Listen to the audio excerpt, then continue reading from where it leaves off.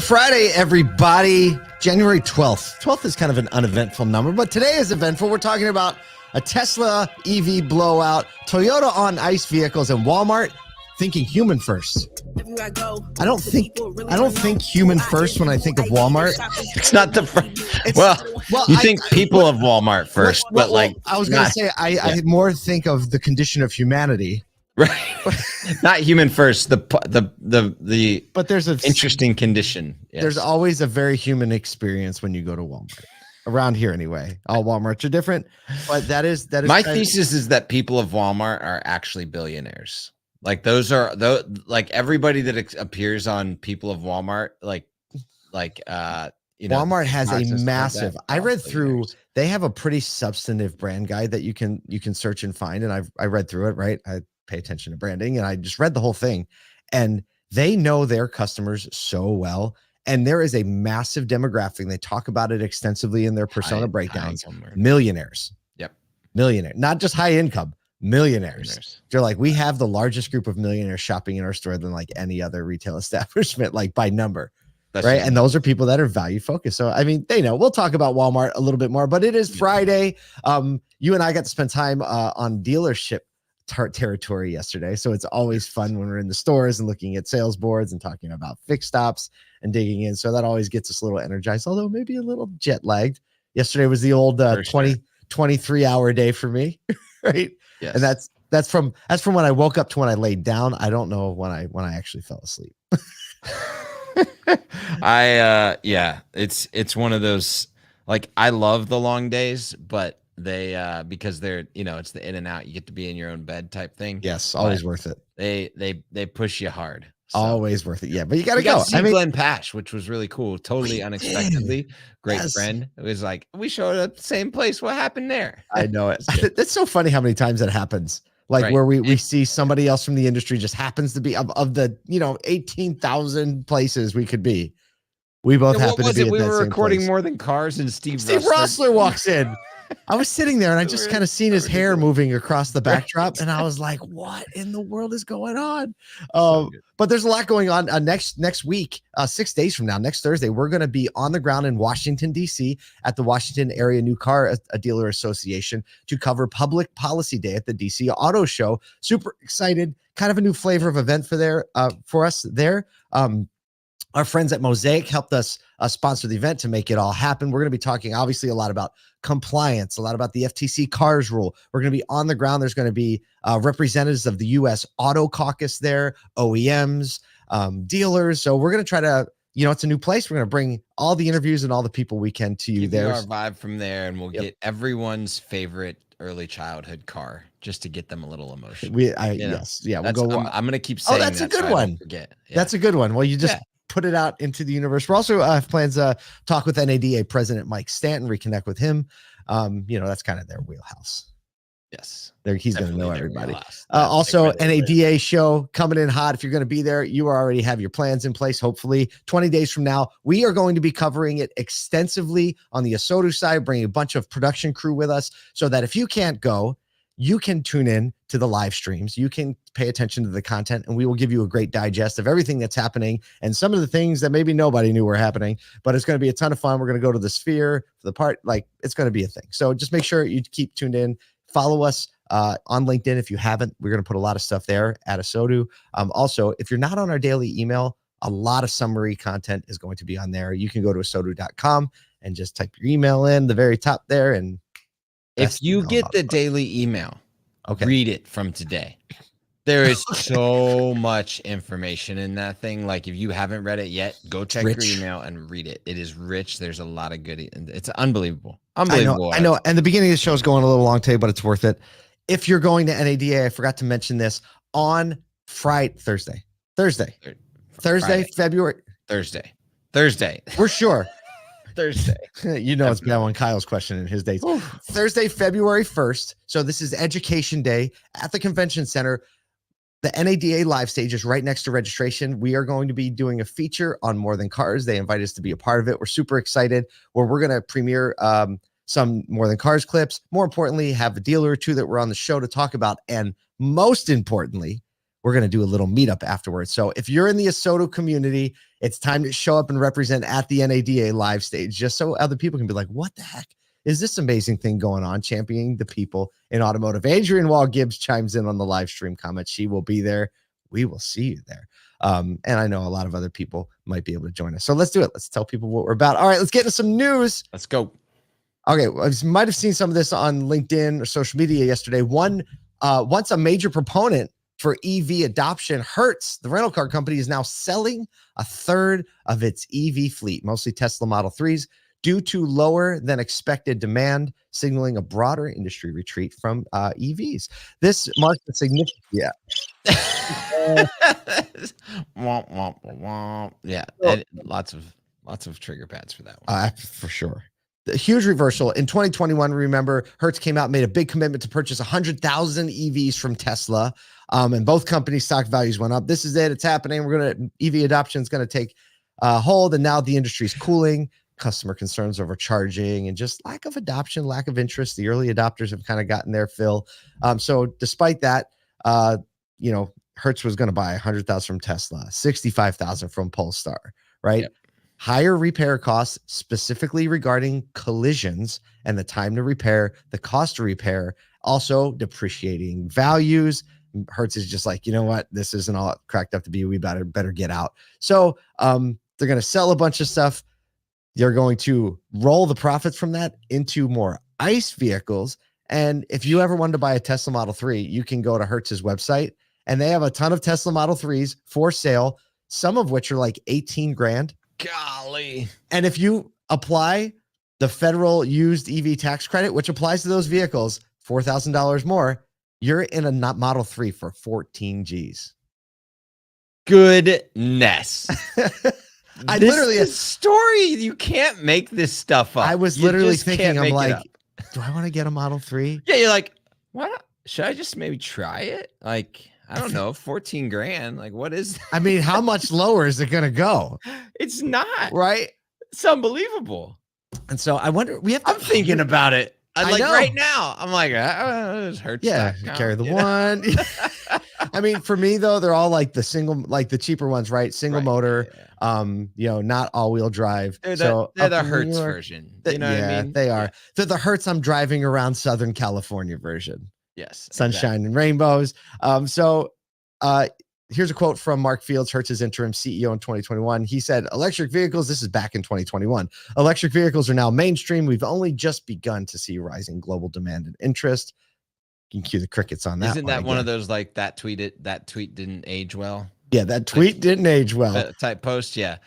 Which I guess we can't. Yeah, I guess they're still called tweets. But I think the biggest part of this story for me is the recognition that collision repair, overall repair costs, and the volatility of the EV market, because Tesla is just like willy-nilly able to adjust their pricing at any time. Like, none of that maps on a balance sheet, on a P&L for right now, currently. Yep. For a rental car company. I think it will in the future, because I think there's cost opportunity there that will happen as collision repair gets a lot easier and a little bit more universal. Mm-hmm. But it's like there's this kind of like moment, but also I'm a little bit sad because this completely impacts the used EV market. I mean, you just flood the market with used EVs at a low cost when everybody's already having trouble figuring out what to do with these cars when they trade them in. Yeah, they're like, it's just an intense time for dealers to try and figure out what to do with these cars. I wonder what our friends that have these. I'm thinking of John Foley, Recharged. I'm thinking of Alex with EV Cars. Like, are these used EV retailers scooping these up? We should have tried to get John on the show today. Are they like scooping these up because they're a good value, or do they have this like level of insight? Like, first of all, these are the ones that nobody wants. Nobody wants anyway, right? The best comment I saw on one of the social posts was like, it was ... and they all smell like cigarette smoke and citrus. Immediately I could smell, and the seats have some storm film on like immediately I had the rental car experience. The moment it's like cigarette smoke and citrus, like that actually turned me off immediately. I'm like, oh, I don't want a car that smells like that. I'm not getting that. Oh man. All right. Man, the Segway game was so good this week. And I can't think of when to get to this next story. Travel, Paul. It was. So we're just going to hit stop. Couldn't end it strong. Maybe we will. We have one opportunity left. Former CEO and current chairman of Toyota, Akio Toyoda, is back championing the ongoing relevance of internal combustion. This is kind of the contrast story to the first one, saying combustion engines have a vital role in achieving carbon neutrality and also preserving, I love this, automotive tradition and making sure that people can stay jobs. We don't disrupt society. But he also talked about the company's progress toward this lower cost solid state EV battery with a 750-mile range that they kind of teased a little bit earlier in the year. And by the way, 10-minute charge time. It's coming without a doubt. When Akio Toyoda gets back up and is like, no, we're doubling down. We're figuring this thing out. So he was at the Tokyo Auto Salon where Toyota and Lexus showcased several high performance cars. And he said, should we not all have enthusiasm for cars as we take on this challenge? So he's like cars in general. I love just cars. This is just another version of car. Yes. Let's get excited about cars. So always Toyota taking the balanced approach from the beginning. It's being seen now as like the wisest approach. Basically their focus is going to be on improving gasoline engines. They're still putting time, energy, and money into getting more efficiency and use out of gasoline engines through higher efficiency. And obviously the Toyota hybrid system is best in class while they're developing this new battery tech. Here's a quote from an article on Electrek. So Vikram Gulati, head of Toyota, this is in India, confirmed the plans at an investment summit that was in India about the batteries. He said, we will be rolling out our electric vehicles with solid state batteries in a couple of years from now. It will power a vehicle which will be charging in 10 minutes, giving it a range of 750 miles. So it will also have very good life expectancy. And they said we can expect to see some of this tech being released as early as 2027. This for me is like, it's the same thing you and I were talking about yesterday, how right now we haven't seen Apple come out with, their like AI. Siri, right. Yeah. Like, why is Siri so terrible still? Right. Yeah. Why haven't they come out with their large language learning model? Right. Well, because they're probably coming out with it this year. And when they come out with it, it's just going to be better than everybody else's. Right. And this is the way that I see with Toyota. It's like, well, why haven't they come out with this like super, EVs across the brand and all that type of stuff? Well, because when they do come out with it, it's just going to be better than everybody else. Be awesome. It's going to be awesome. And so, yeah, I mean, this is the contrast to the EV conversation that's going on. And it's a little bit like following a daily news cycle right now where you can't really get an emotional beat. Well, you only have an emotional beat on what's going on. You don't actually have the broad picture. Toyota is always a company that always is playing a game zoomed out, right? They're looking 10 years into the future. They're considering what has happened 10 years in the past and very measured approach. And, who's betting against Toyota? Really? Speaking of people you wouldn't ever bet against, I wouldn't anyway. Segway. Time. Saved a little bit. So at CES, Walmart CEO Doug McMillon showcased the company's people-led tech-powered strategy. So they were emphasizing new AI and AR technologies while underscoring still the importance of human engagement in the digital era. He said, we build technology to serve people and not the other way around.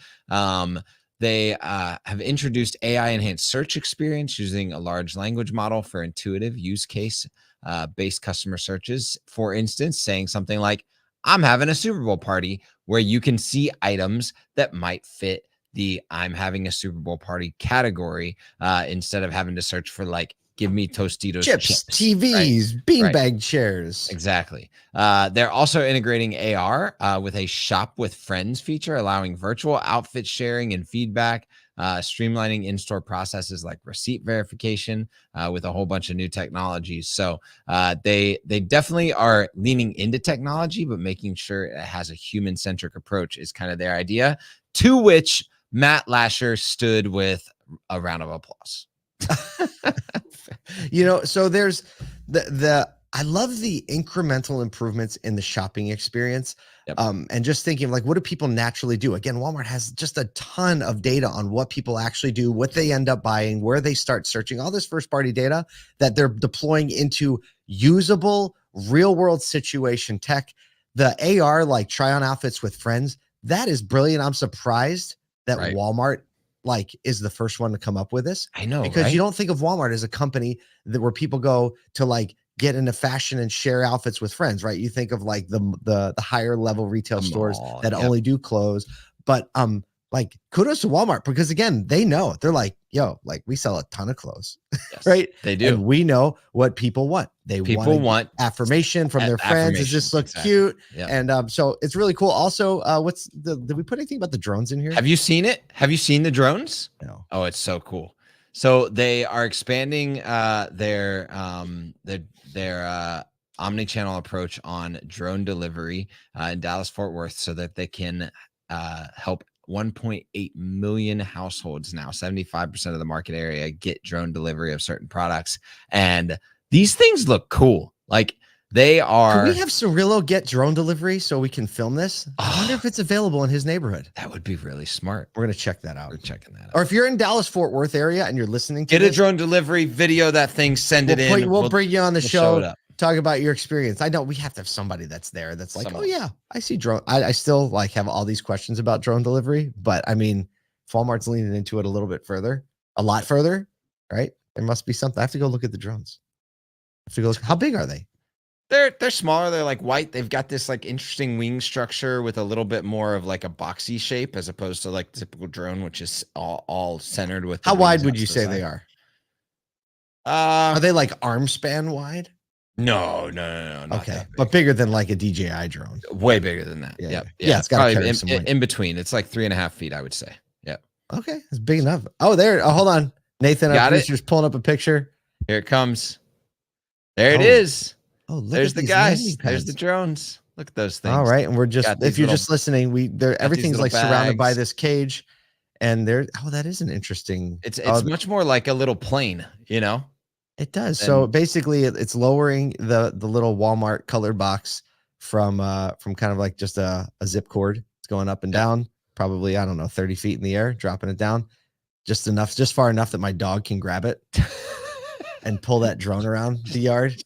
Yeah, it's gonna be awesome. I can't wait till they get it in my area. Half of my neighbors are just gonna shoot at them probably, because I live in the farm. Hey, it's over my airspace. What is that? Yep. It's an unidentified object in my airspace. I don't know. My neighbors don't talk like that, nor would they shoot at it, but it just felt like a good story. They're not from Alabama. No, they're not. They're not at all. Oh, Nick Saban, let's get out of this one. Yeah. Before we go, we hope you have an amazing weekend. Friday, hint of the weekend. Showrooms are going to be full of people. You can be full of empathy, and we can all be full of, I don't know, money.